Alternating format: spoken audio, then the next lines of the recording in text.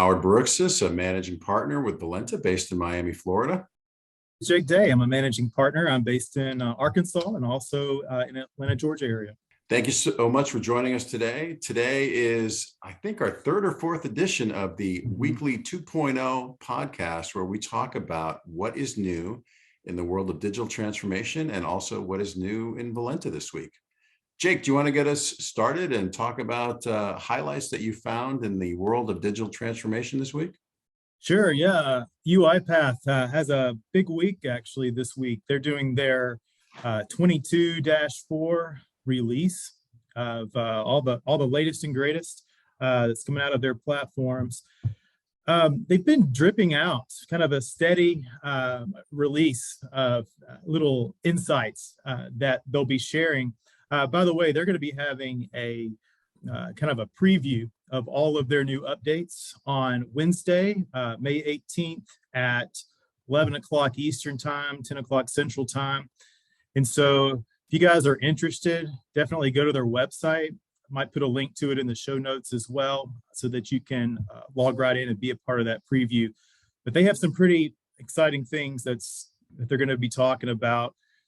Just quoting one of their articles here, they're going to be talking about what they call Automation Launchpad is an automation center of excellence. That's a leadership tool. They call it the ultimate tool to scale and evangelize your company's automation program. It's going to greatly reduce some of the administrative overhead when you're managing automation initiatives.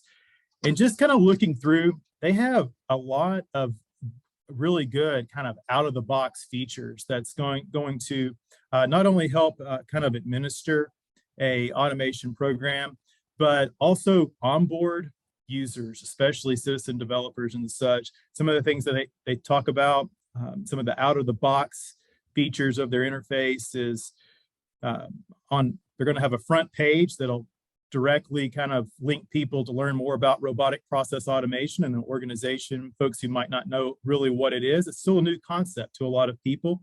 So that it looks like they're going to have some landing pages for that, allow people to sign up for program events, see what other people are doing in the organization, be inspired by that. It's also going to have some tools that allow leaders to easily track their automation journey. Also, automation users and citizen developers. You know, I'm really big on citizen developers. I think that's really the future of automation, robotic process automation, is people who are close to the work, actually able to develop automations for themselves and for their departments. And so they're doubling down on citizen developers, have a lot of new tools and features for them. They're going to have some trainings that are going to be available as well to everybody. One of the things that I really like about their that's going to come out in this new release is you're going to be able to build automations a lot easier in Studio X. And what it's going to do is it has some increased and enhanced governance features, what it looks like.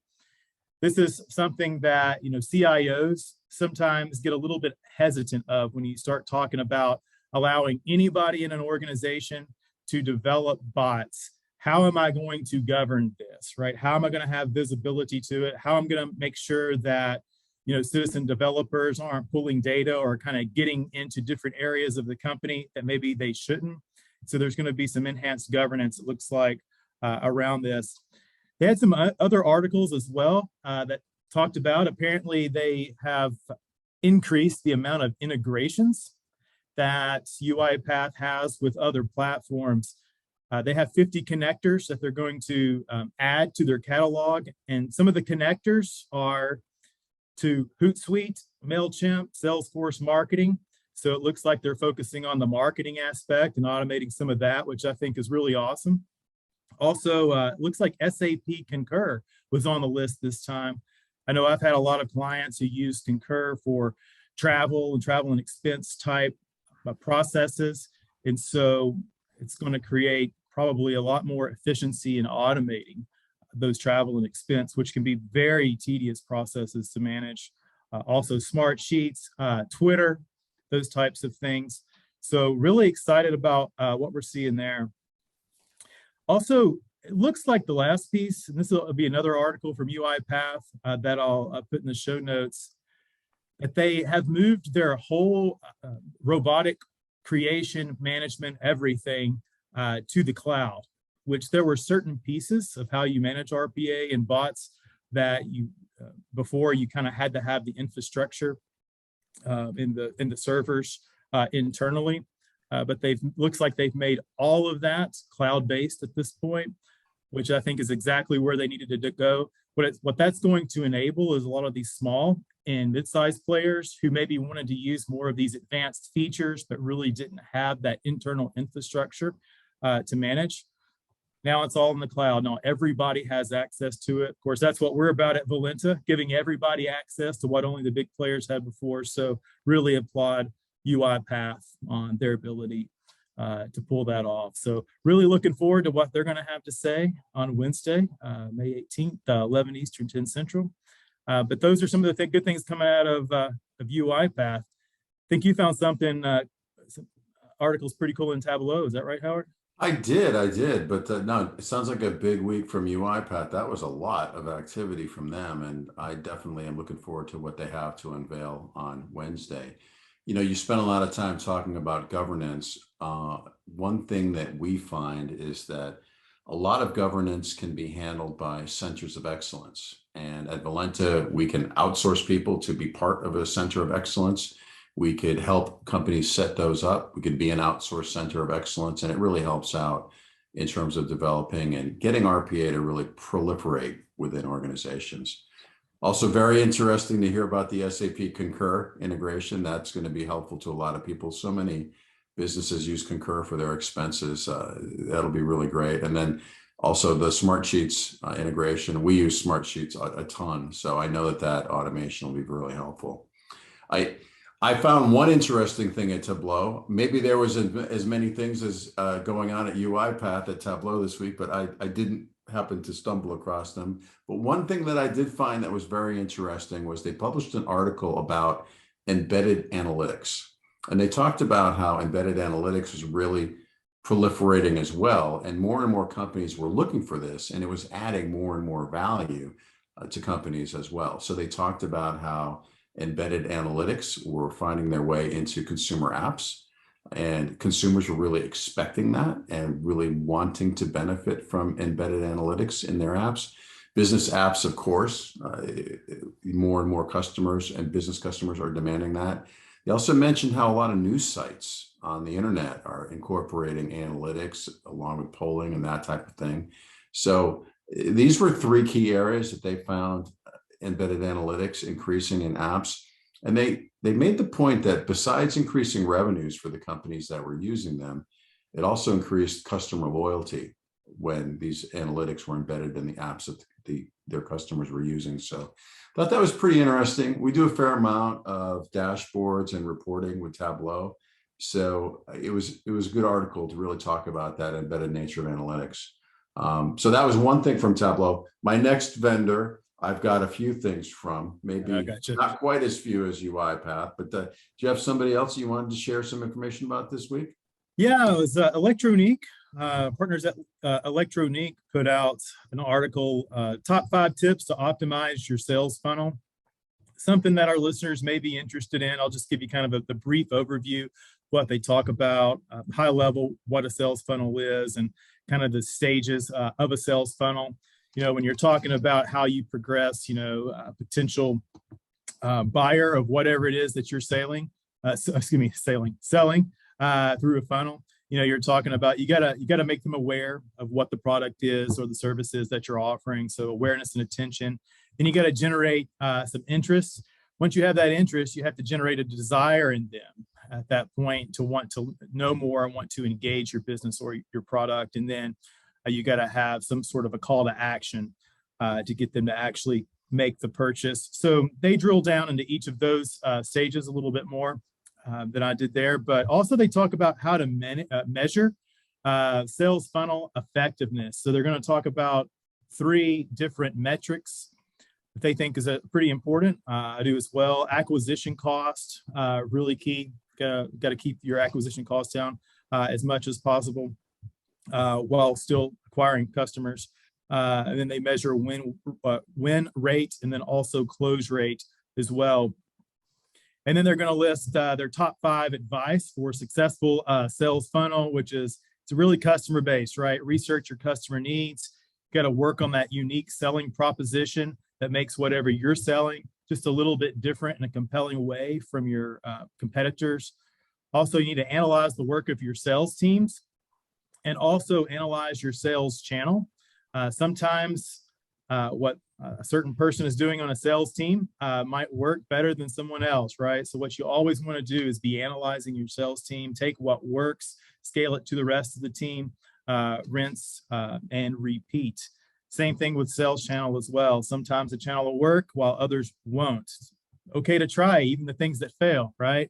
But you got to know when to cut the failure, scale what works, and then try and experiment with other things as well. And then staying in touch with existing clients. One of the things I'd be interested in is from our listeners, if you guys have any, especially any metrics that you think are important for measuring your sales funnel effectiveness, or if you have some additional advice for a successful sales funnel, shoot me an email. Howard and I, either Howard or I, will take a look at it. We might bring it up actually on a future podcast. And so, yeah, definitely be interested in seeing what you think about that article from Electroneek. Yellow AI. I actually had a few things come up from them this week. They're one of our partners in the area of conversational AI, and they published a couple good articles this week that I thought were very interesting. The first one actually is a good segue from your conversation about Electroneek and the sales funnel. They talked about buying personas, and they talked about how to set up different buying personas within an app, within a chatbot, that type of thing, but also how to define what your buying personas are, what your customer personas are, how to do the market research around finding out who the personas are that are the best customers for you or for different parts of your services or product portfolio. And then again, how to set up the appropriate smart, intelligent process automation using conversational AI to best serve those different buying personas and identify them early on so that you could serve them most effectively. So that article is very interesting. They also published a really nice article entitled Trends in Conversational AI for 2022. This was very interesting, and I thought they really had hit all of the main trends. Some I hadn't really been in the forefront of my mind, but when they mentioned them, I'm like, oh yeah, for sure, that's a trend. So they talked about Omnichannel, and for sure that is a big trend. They talked about voice integrations and how voice integrations are really moving down in terms of the size of companies that they're being used in. It used to always be large companies. Increasingly, mid-sized and small-sized companies are benefiting from voice and written word bots that really leverage conversational AI. So that was interesting. They also talked about chat bots and social media and how that is increasingly becoming a thing where you're interacting with people on social with a chat bot and instead of just a website. So that's starting to get some traction, and I thought that was interesting. And then, of course, they mentioned hyperautomation. So that was one more trend. There were others, but those were the ones that jumped out at me. So I thought it was a very interesting article, very insightful. They also published an article basically talking about bots and conversational AI in banking. It reminded me a lot of articles that I've read from UiPath and also on Yellow AI about insurance or the telecom industry, but it really kind of walked through some of the ways that banking can benefit from conversational AI. They talked about time saving of customers as well as the support team. They talked about increased efficiency for personnel, making them more efficient by gathering information ahead of time, by dealing with customers that had easy to process type of problems or questions with a bot instead of getting a human all the time. They talked about the reduced cost of support because of the use of bots instead of a person needing to work with a salary and benefits and all that stuff. So that was interesting. They talked about round the clock support within bots, which is a natural. I mean, you hear this one every single time you talk about the advantages of bots and that type of thing, and especially with banking and bankers' hours. It's great to have a bot that doesn't work bankers' hours. It also listed how two customers of theirs had really leveraged this in a big way. And one of the customers I knew, and you probably do too, Jake, it was the online bank Ally. Yeah. And they were talking about benefits, and they really actually had some hard numbers within this article. It talked about how Ally had saved money, time, etc., using bots. And then it made me think about how, I mean, I work with one of the big banks, pretty happy with my service, but I'm a part of a social club here in Miami, and I'm an officer there. And we have a bank that is associated with that club. And because it's a Miami club, we wanted to use a somewhat local bank. The local bank, it's decent, but every single time I have to do banking for the bank, for the club on a quarterly basis, I get locked out of my account because I don't use the account very much. I have to call customer support. I can only call when they're working. It's a big production for me to do like the activities that I want for the club. And I wish we had just chosen a big bank instead of something that was very kind of central to South Florida, and the Metro New York area happens to be the bank that we use. And it makes me want to call that bank and talk about conversational AI because they need it. Anyways, those were the articles that I found from Yellow AI. Jake, you got another one that you want to share? Yeah, I did, but I 100% agree with you on banks and getting locked out of your account. That's happened to me a few times as well. I won't say who I bank with, but it is frustrating they make you talk to a person, right, in order to reset your password. And you have to and every time that I've called, I hate to admit, I've had to call more than once. And so every time, right, they're asking me, it's the same process every time. And but if you get locked out after hours, you have to wait till they're there so that you can talk with them. And if it's the same process every time, sounds like a bot could probably handle it. And it seems like from the article that you shared about LA, I'll have to check that out. But that's going to become a competitive advantage for banks going forward. I feel like, hey, we're going to be there. We're going to have help for you 24/7, 365 days a year, right? So really excited about that. Great article. Yeah, I have one from Hopstack. It seems like we feature them every week, but they do a really good job of putting out new content that's really relevant, especially in the world of retail. We're talking this time about how to choose 3PL for e-commerce brands.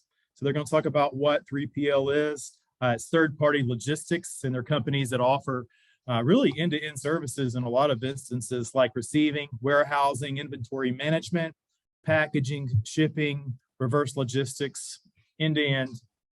So they're going to talk about in this article what you look for in third-party logistics providers, just to give you a sneak peek of some of the things that they delve into. Integration ability.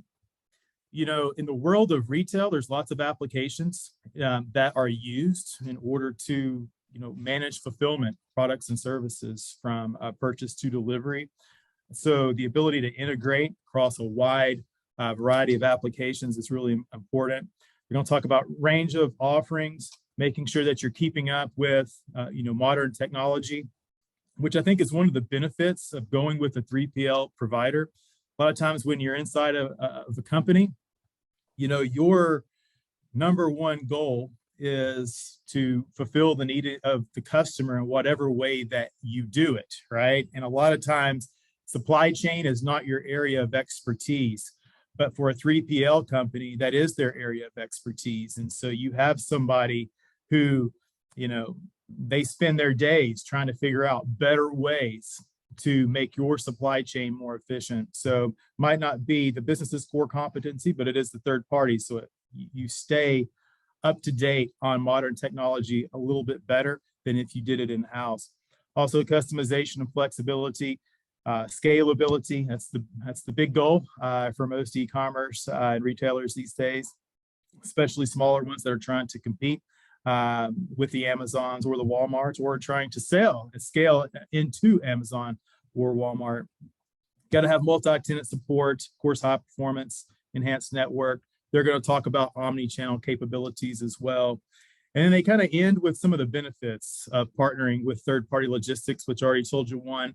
But others, professional expertise. You got somebody focused 100% on your supply chain and logistics. They also talk about how it reduces expenses, right? And I think this is where a lot of times businesses sometimes perceive the value of third-party logistics a little bit inaccurately because they see it as an expense, right? Oh, we're going to have to pay all of this money to bring on this third party. But again, these 3PLs, they have access to technology that oftentimes can be scaled across multiple clients, thus meaning that it's a lower cost than if your individual company went out and bought the same technology. So you got some economies of scale that can be used. And just, again, you have professionals who know how to do things more efficiently because it's their core competency. Also, obviously, optimization, customer satisfaction, and then they talk a little bit about obvious benefit, increased profits and growth. But the guys at Hopstack, I think they have it figured out. I've been really excited to talk with them, to read their articles, and to work with them. And so we'll put this link to this one in the show notes. Definitely, if you're in retail, if you're in warehouse management, you'll definitely want to check it out. Yeah, they have great technology, and they are constantly pushing out good content. So pushing out good content to talk about your services is so important.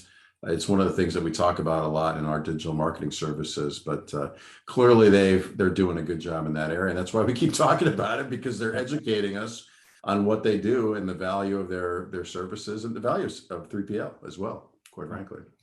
I had one last one I wanted to talk about. It's a little bit out of our realm of what we normally talk about on this show and in our work life, but I thought it was a very interesting article, and it was kind of a love letter to open source of sorts. I saw a very cool article that Red Hat had posted. I actually shared it on my social media accounts, and it talked about how Red Hat was offering their Linux OS open source solution for driving and for automated cars, and they were really assisting Red Hat in-vehicle operating system at GM. And GM was selecting Red Hat for this to build their platform on top of for all of their automobiles. And it really pointed out the value of having some kind of open source tool that many people, many developers could write to, but that was supported and was stable like it is with Red Hat. And also talked a bit about how GM actually now considers themselves a platform company, which I thought was, really kind of mind blowing. It's like, okay, now GM is a platform company in addition to being a transportation company. So I thought it was a very interesting article, kind of like a different paradigm shift, a real good reason for open source and for companies like Red Hat and IBM as a consequence of owning Red Hat to really support open source. And it just made me think about how we really love that company for OpenShift, for using them in multi-cloud environments to deal with, multi-cloud, cloud and on-prem deployments. And it's a really great tool for all the same reasons that GM selected the Linux operating system from Red Hat. So that was my last article, a bit off of our SMB and business processes type focus, but again, a love letter to open source of sorts. So that was my interesting walk through digital transformation for the week. Jake, do you want to talk about anything that's going on in your practice this week? Yeah, I got a big week this week. Our local Chamber of Commerce is going to come out and do a ribbon cutting for me. So in my Bentonville location, and so Northwest Arkansas. If you're in the Bentonville location, you can come over to the Bentonville Plaza at 11:30 on Thursday. Making sure that I remembered what time to be there, right? At the right place. But yeah, 11:30 on Thursday at Bentonville Plaza. We're going to cut the ribbon and we're going to kind of officially launch our products, or especially our services, managed services.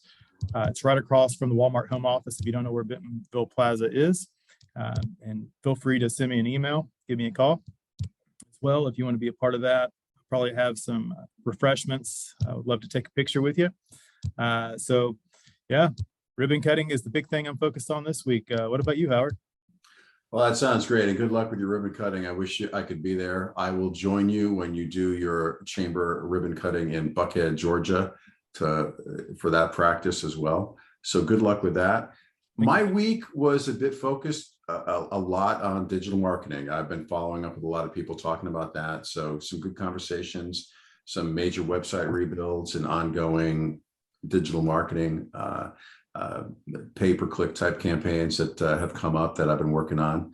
Also, there was a really good, interesting article that we dropped today on the Valenta website, and it was about Salesforce administrators and outsourcing them. And many companies struggle with how to manage their CRM, do so effectively, really fully utilize their CRM tool. And it's really because they don't have a full-time administrator. And having somebody who's got deep skills in Salesforce or something like that is hard for many mid-sized and small companies. So this article really talks about some of the benefits of having outsourced CRM administrators, talks about how companies can really focus on their own business. When they do this, they can have people doing what they do best. We had one client that was a Salesforce user, and they'd repurposed somebody to do that role, and they took them off a job that they were really good at, and they were terrible as a Salesforce administrator. Good person, very skilled at what they previously did. Their replacement for what they did also wasn't really good at what they did. So they ended up with like two subpar people because they tried to fill this gap internally. Eventually they came to us, and we were able to provide virtual staff for that. And now they're getting great Salesforce administration. And then two people who were good at what they were doing before are now back to doing those roles. So anyways, focusing on the core business is a good reason for doing that. Getting needed skills in-house, another obvious one. Complementing your existing staff. Virtual staff is usually less expensive than somebody in-house. So that's another benefit that we talk about in the article, and just the overall flexibility of it. But anyways, that was a good article that we published talking about Salesforce administrators. So that's kind of new in the world of Valenta today and this week. That was probably the one highlight that I would want to raise. Yeah, But good stuff. yeah. So look, I'm looking forward to another exciting week at Valenta. Another exciting week in the world of digital transformation. So we will be speaking to you in a week on what we have found in terms of highlights. And we look forward to speaking to you then. Thank you so much. Have a good one.